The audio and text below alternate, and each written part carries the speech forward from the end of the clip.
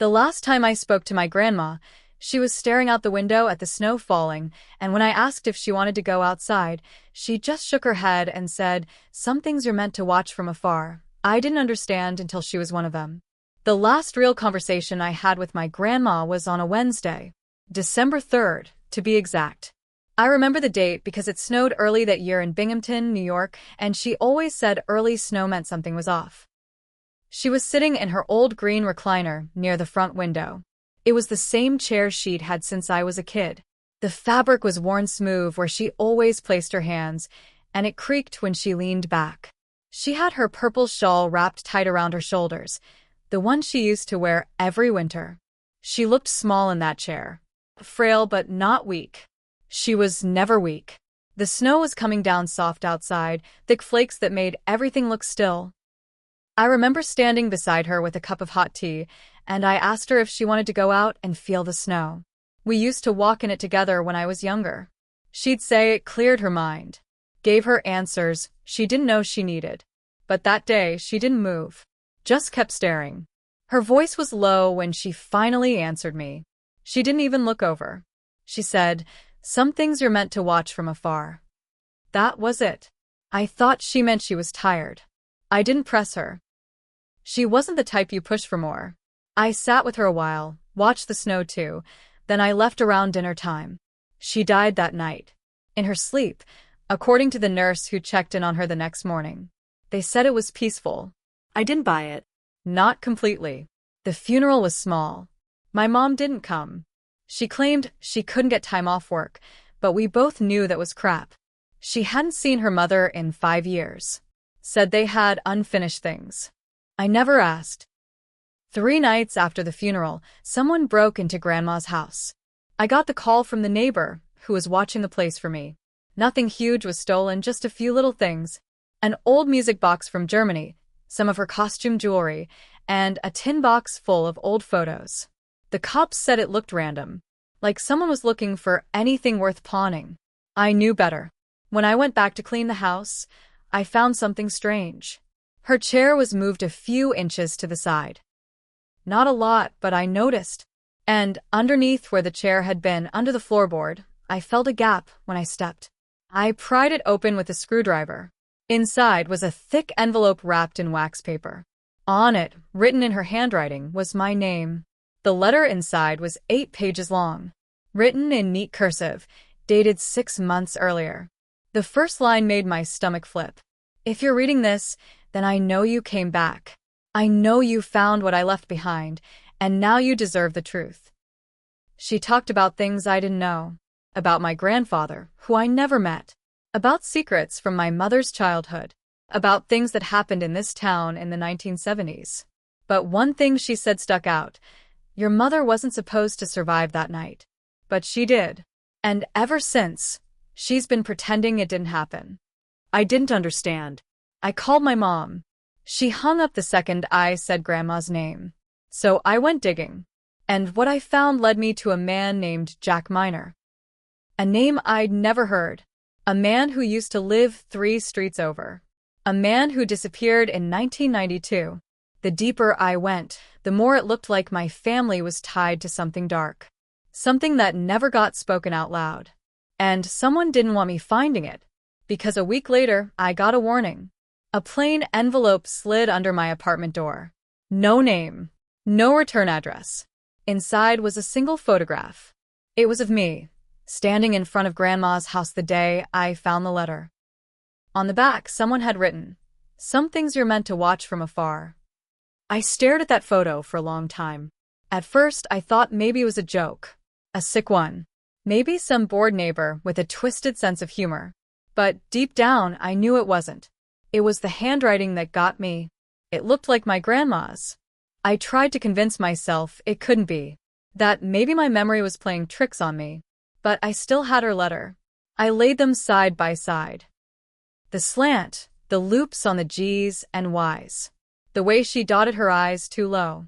It was hers. But she was dead. I didn't sleep that night. Every sound in my apartment felt too loud. I kept checking the locks on the doors and windows. The next morning, I packed up and drove back to Binghamton. I told work I needed some time. I didn't care if they believed me or not. I needed answers. When I got back to her house, I started going through everything. I checked every wall, every floorboard, every drawer. I wanted to find more letters, more clues, anything. What I found was a stack of old newspaper clippings in the attic, tied together with twine. Most of them were about missing people.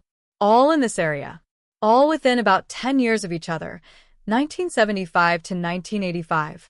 Two of the names had notes written beside them in Grandma's handwriting.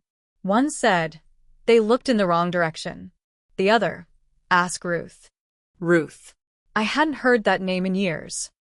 Ruth Thomas was my grandma's best friend growing up.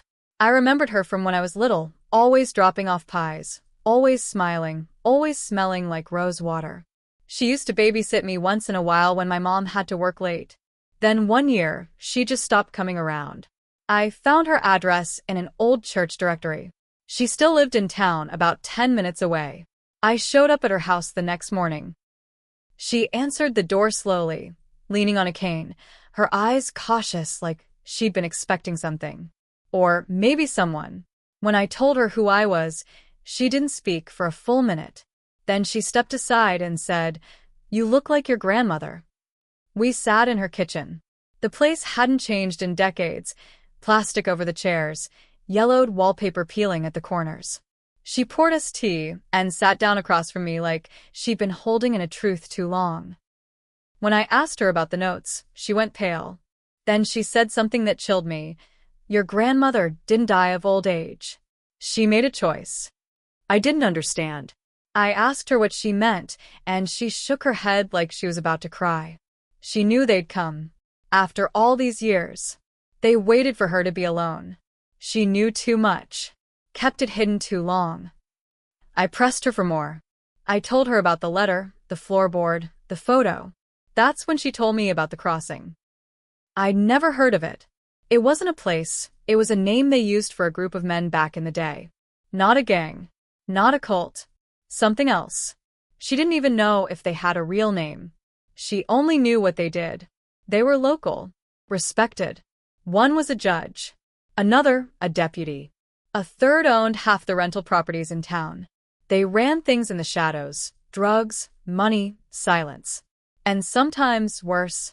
Ruth said my grandma stumbled onto something in 1983. Something about a girl who went missing. Something she wasn't supposed to see. When I asked who the girl was, Ruth looked me dead in the eyes. "It was your mother." I sat there, stunned. She went missing? I didn't even know. No one ever told me. Ruth nodded slowly. Not for long. They brought her back. But she was different after that. Quiet. Mean. Angry all the time. She never talked about what happened. Your grandmother tried to protect her, but the damage was done. I asked her who brought her back. She just said, "The same people who warned you." Then she stood up and told me to go. Said she already said too much. Said she didn't want to end up like Alice. When I asked who Alice was, she didn't answer. But when I got back to Grandma's house, I looked through the newspaper stack again. And there she was. Alice Proctor. Disappeared in 1979. Her photo circled in red ink. And in the margin, just 2 words. Found once.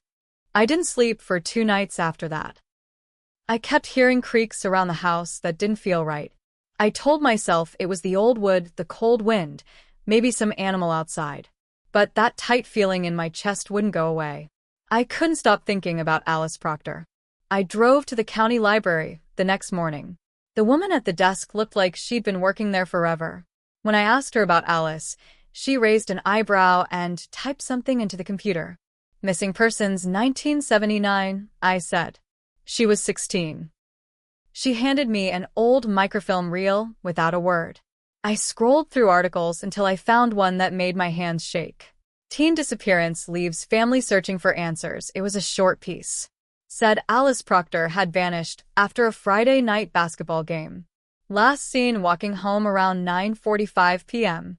Parents reported her missing the next morning. No signs of a struggle. No leads. But what stuck out was a name listed as one of the investigating officers, Deputy Calvin Roan. The same last name as my elementary school principal, Daniel Rohn. I remember him. He retired the year I left middle school. Always wore a suit. Always too nice. Too clean. I searched him online. He still lived in town. I decided to pay him a visit. His house was on the edge of the woods, near the state line. Gated driveway, cameras on every corner. Not the kind of place you expect a retired principal to live in. I didn't go in. I just watched. That night, someone followed me back to Grandma's house. I didn't see a car, didn't hear one either, but when I woke up the next morning, the snow around the porch had fresh boot prints. Big ones. Not mine. And on the windshield of my car, tucked under the wiper, was another note. Same handwriting. Same damn paper. You were warned. I drove straight to Ruth's. Pounded on her door. No answer. Her neighbor saw me and came out in a bathrobe. Said Ruth had packed up the night before. Left around midnight. Didn't say where she was going. Gone. Just like that. I felt like I was losing my grip, so I went to my mom. I hadn't seen her in months.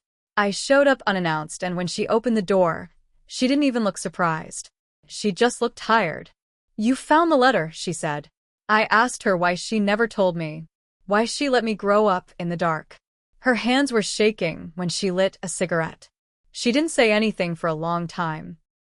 Then she looked at me and said, "They told her I died. That night." She wasn't supposed to come looking, but she did.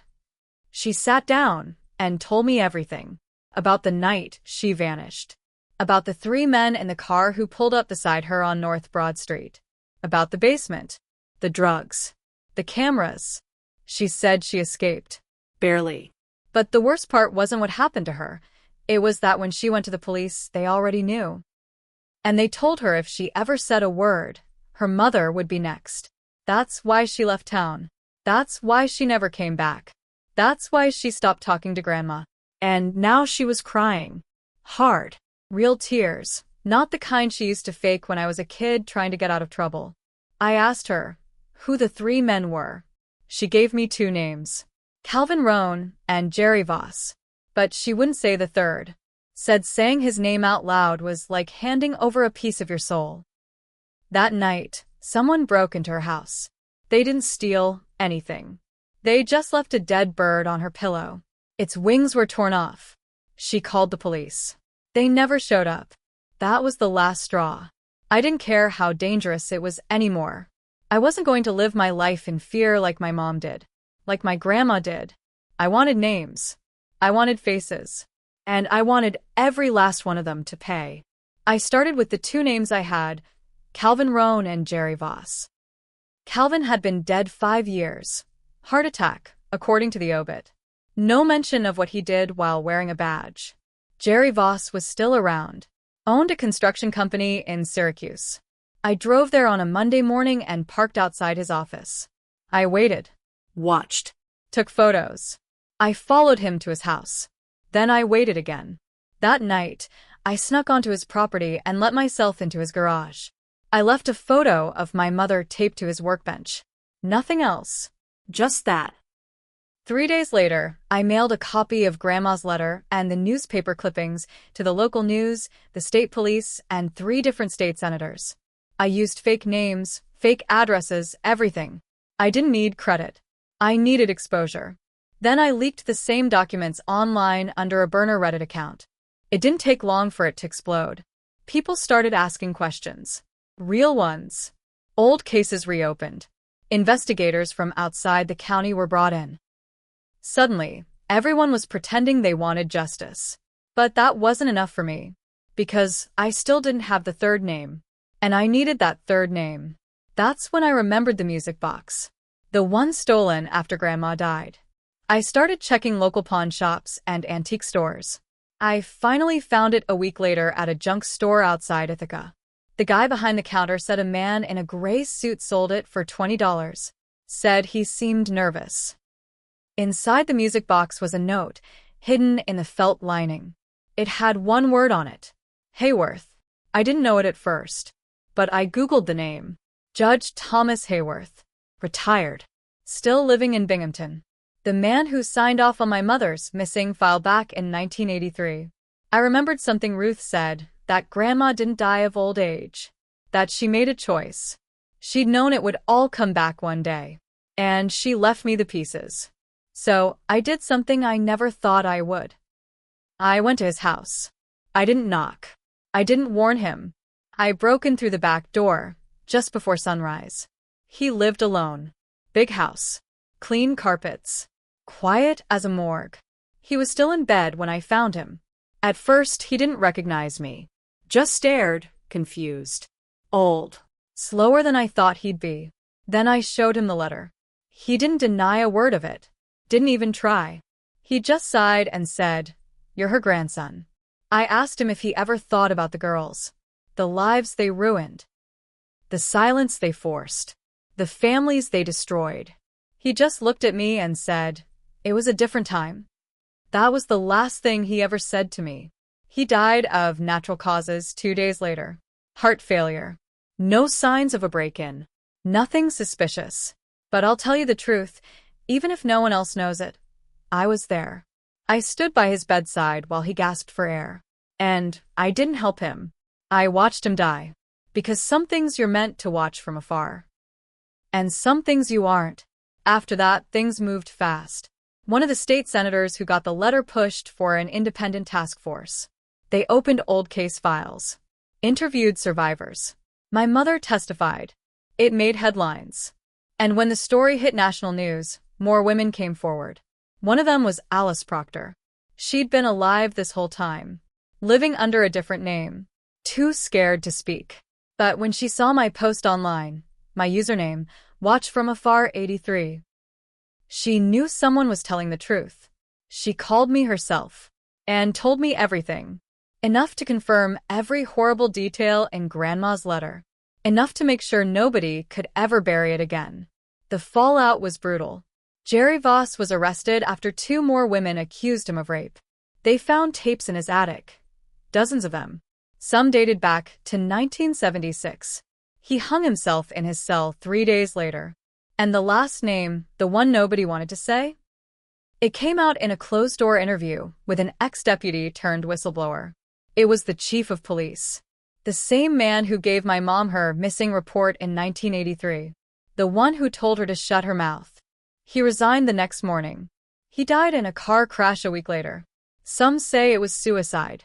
Others say someone helped. I don't know. I stopped asking questions. Because here's the thing no one tells you. Revenge doesn't fix you. It doesn't make the pain go away. It just leaves you standing there in the rubble, wondering what kind of person you are now. I got justice. I exposed the truth. I honored my grandma, but I'm not the same. I haven't slept a full night since that final letter. I keep the music box beside my bed. Sometimes I open it, let the tune play. It's soft. Sut.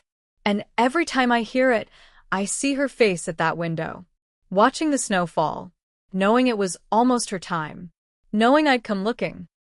And knowing I'd finally understand what she meant.